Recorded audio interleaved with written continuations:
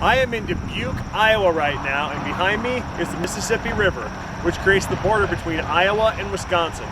15 months ago, I crossed that bridge right there on my journey to Arizona. And today I'm going to cross it again on this homecoming episode of Josh's Car Corner.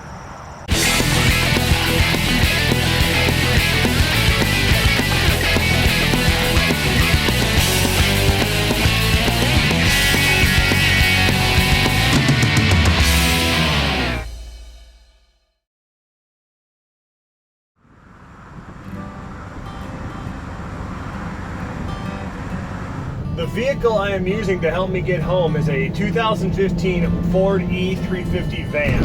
It's a 16-foot configuration. It's got a 6.8 liter V10, 6-speed automatic transmission. It has hill descent control, so when you're going down a hill and you start applying the brakes, it recognizes that and starts downshifting the transmission and using compression braking to slow you down, which was very beneficial coming over the mountains of Arizona and New Mexico. It does suck a lot of gas though, only gets about 9 miles per gallon, which is fair enough considering that I've got 4,000 pounds of stuff in the back and 4,000 pounds of GTO and stuff in the GTO, so that's fair.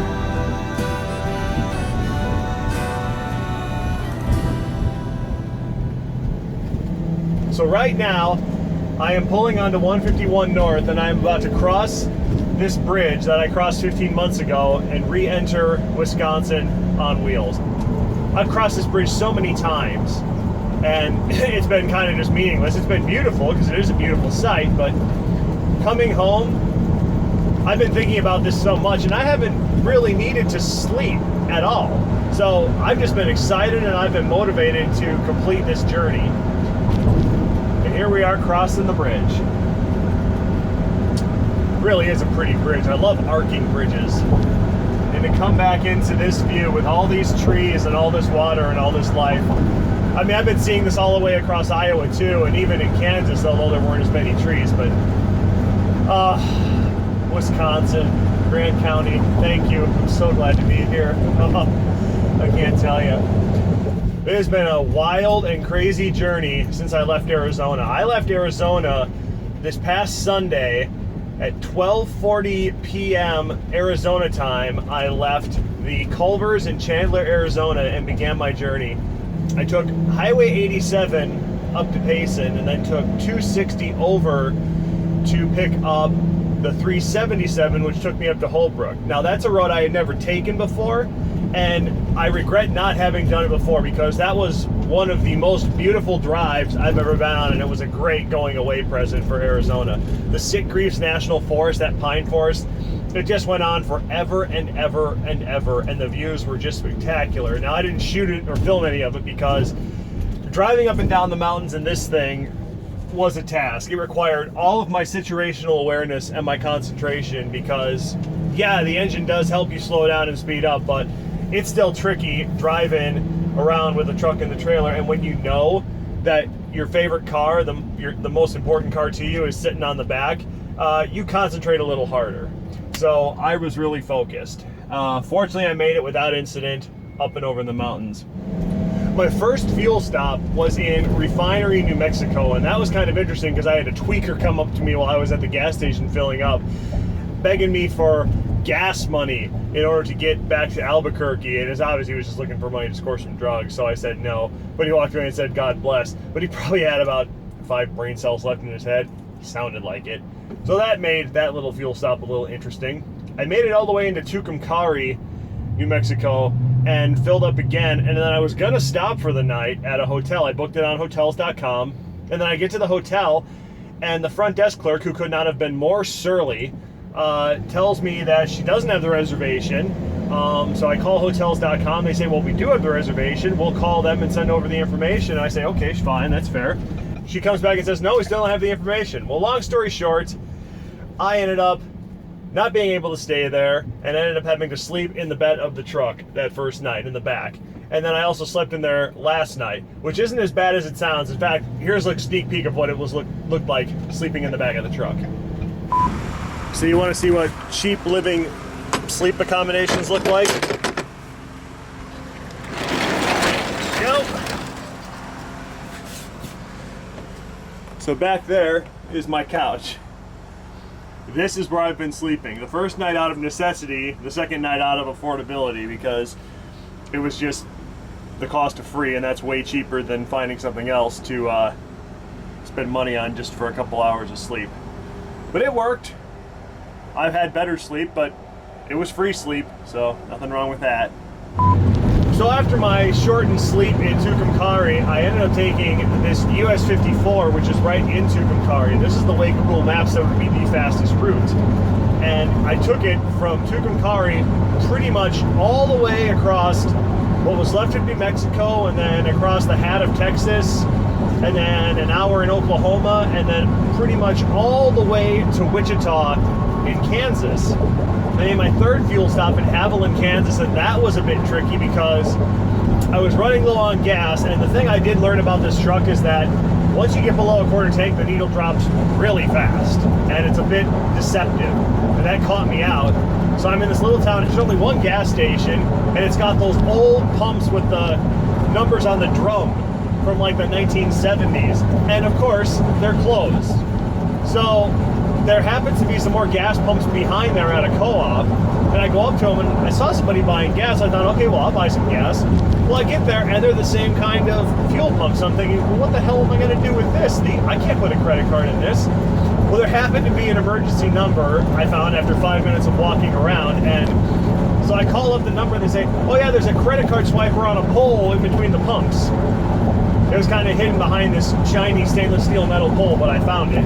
Just asked to revert it there. And then I picked up Interstate 35, and then ended up taking the turnpike around 335 and getting to Kansas City. So I got all the way to western Kansas City, fueled up again, and then as I got out of Kansas City heading north on I-35, I found a Culver's. So I had to stop at Culver's because it's from Wisconsin. I'm from Wisconsin. I love Culver's. I couldn't tell you how much Culver's I ate when I was here in Arizona. It was just a great reminder of home. And the food is delicious. So, not that I'm getting endorsed by Culver's or anything. I just think it's really good food. So then my plan was to get to Des Moines last night, which I did. And there was a section of construction that really freaked me out because it was only a 10-foot wide stretch of road. And I'm pulling the GTO on a trailer. I was freaked out, but I managed to get through it. And then I got to Des Moines and I was still wide awake. So I said, well, okay, I'll just keep going until I get to US 151, because that's the highway that goes from Interstate 80 pretty much all the way up to Madison. So I got there and I found it, and again, low on fuel, and it said there was fuel right off the highway in this little town. So I get there, Casey's Country Store, or whatever it was, and they've got electronic pumps with card readers on it. It's like, perfect, all right, there's nobody here, but that's fine, I'll get my gas. I walk up to the pump and it says, dispenser shut off. Every pump. So they're electronic fuel pumps and they can take credit cards, but they shut them off when no one's there? What the hell is that? So that put me in a bit of a bind, and then I had to basically just hypermile this rig to the next town, which was 7 miles away, to a BP which did have working pumps, and I did fuel up for my final fuel up, hopefully. And then I drove a little farther. I got to the north side of Cedar Rapids, and I said, okay, it's time to shut it down. And I found another Casey's Country Store parked in the parking lot, hopped in the back of the truck, and parked again for the night. Woke up about 4 hours later.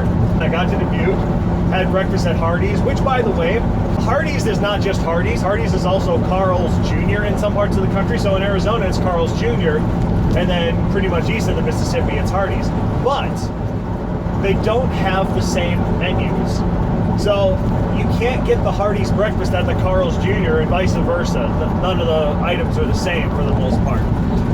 So it was a real treat to stop at a Hardee's and get the famous sausage and egg biscuits, which are just about the best breakfast item ever. Then driving around 20 minutes, found that place to film the intro on the bridge there. And here we are, and I'm coming up on Dickeyville and Lancaster. Oh, all these towns that I remember so well. I know it's only been a year since I've been gone, a year and a quarter, but it feels like it's been longer. And it's just, it's so nice to be back. I miss, it's so weird how when you go away from home for a long period of time, and then you come back, the things you just take for granted because you always have them. I just took for granted these beautiful rolling hills with all this green and all this life and vegetation and these cute little farmhouses and these farms and these beautiful red barns all over the place, and water, rivers and lakes, and so much. And it's, I can't tell you how good it is to be home. I've been so excited about this. But what I'm really thrilled about is that I left Arizona at Sunday, 12:40 Arizona time, which is 2:40 Central time. It is now 9:05 in the morning. I'm going to probably be in Madison in about 2 hours. So by my math, that will mean that I made it from Chandler, Arizona to Madison in 45 hours, less than 2 days.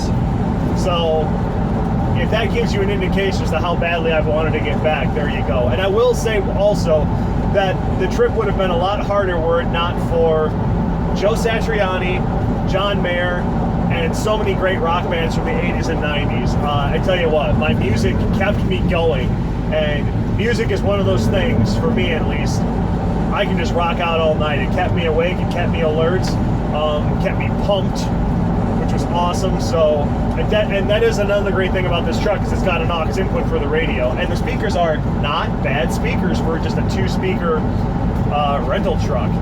So props to Penske for speccing out the decent speakers and the aux input. So I just arrived in Madison, and I came down John Nolan Drive, and I had to stop here and look at the water. These are the waters of Lake Monona and Lake Mendota, the 2 lakes that Madison sits on. Absolutely stunning. Why did I ever leave here? And then if you look out there, see that peak out there? The Capitol, my favorite place in the whole city. That's the next place I'm going. So right now I'm heading down John Nolan Drive. John Nolan Drive is cool because it's basically a causeway between 2 of the lakes, and then you end up going right into the heart of downtown this way. And I had to go check out downtown before I went off to Joe's house, because it's been so long since I've seen it. The Capitol building is a lot like the Capitol in Washington, D.C., Capitol Hill, but the Wisconsin one I think is slightly taller, and it sits on a much taller hill, and I think overall is just better. The coolest thing is that they're in places in town that at night you can be way far out, because it sits way up high on a hill. They light it all up with this orange light, so you can see it from all around the city. It's really cool because it's 2 different squares. There's an inner ring and then there's an outer ring, and the inner ring is where the Capitol is, and then there's a couple of pretty famous hotels and a couple of great bars and pubs and places to eat right around the inner square. And then the outer square has got more of the same. It's just one of the coolest setups. And then all you gotta do is walk down the hill and you're on State Street. And State Street is where the coolest, hippest eateries in town are. It's like 6th Street in Austin, if you're familiar with that. Big college towns all have that one street that everybody knows about. In Madison, that's State Street. And I've been down here so many times for work. I still remember, like it was yesterday, how to get up here. Yeah, it's a pretty steep climb up to the top. It's a good walk. Cool thing is during the summer, awesome days like this out on the Capitol Square, people will camp out on the grass and they'll read books and they'll have picnics and all kinds of cool stuff and just take advantage of that awesome green space, and it's really cool to see. But here we go, outer square. One more traffic light to get to the inner square, and you can see it now. The gold statue on the top, I'm not sure what that is, but he's pointing southwest. I should find out what that's about, because that sets apart from the rest of the whole Capitol Square. It's really cool. And there's an awesome church to the left, pretty famous church in Madison. Okay, here we go.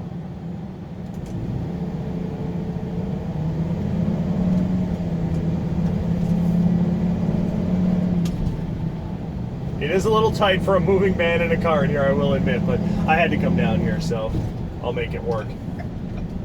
All right, the light just changed here, and here we are, the inner square. There's only one traffic lane. The right-hand lane's a bus lane and a bike lane. So it's not very car friendly, but it's still worth it to come down here.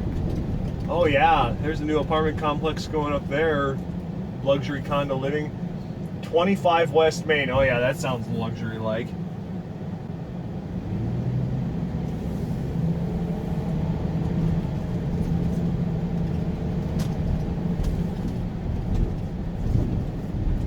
Oh, the leaves are starting to change on the trees on the sidewalk there. Yeah, all kinds of classy eateries. It's very cool. So yeah, there's one more turn here, and then got to turn to the right. Well, and that's half the inner square, but at least you get a taste of what downtown Madison is like. It is, it's awesome. Now it's off to Joe's house to get somewhere where I can just relax for a little while, because it's been a long time sitting in this truck. And here I am coming up to Joe's house in Dane. Big descent here. This is the transmission braking I was talking about. It basically kicked it into first gear and it's just riding the transmission down to a stop. So there you go. In about 45 hours, I made it to my friend Joe's house. And here's a little bit of a time warp for you.